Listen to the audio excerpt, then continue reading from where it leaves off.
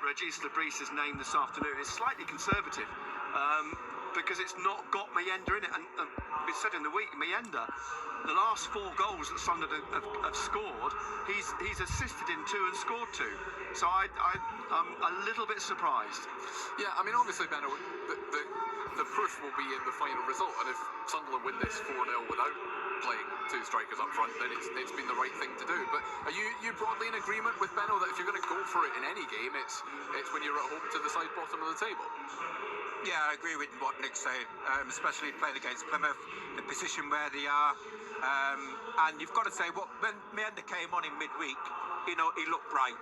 And when we have played 2 up front, we have caused defence's problems, the opposition problems.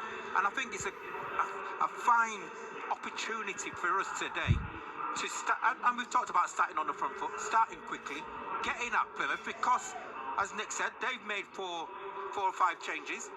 They will be a bit nervous.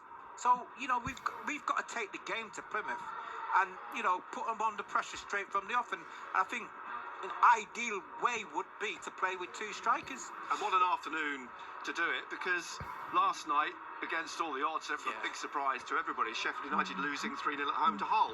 So they've got the opportunity to put themselves just a point between them and the top 2 this afternoon. And I'm just, and bearing in mind Regis Lebris' comments this week about being more clinical and starting quickly, to my mind, Mayenda and Isidore in that attack would be ideal in these circumstances. But as you say, look, if they win 4-0 today or whatever, it will be academic, won't it? It will have worked. Regis will be a tactical genius, and we'll still be singing his praises. So it's just one of those days. I'm just slightly cautious that Plymouth are on a horrible run.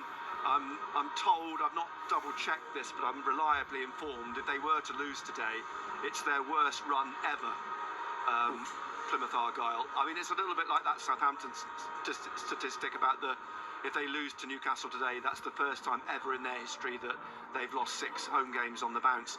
So you always get a little bit wary when you hear facts like that, and seeing the result from last night. What an opportunity for Sunderland this afternoon. And then I see the team and I'm thinking, are we being a little cautious here? Are we being a little bit too respectful of Plymouth? I'd just go for it.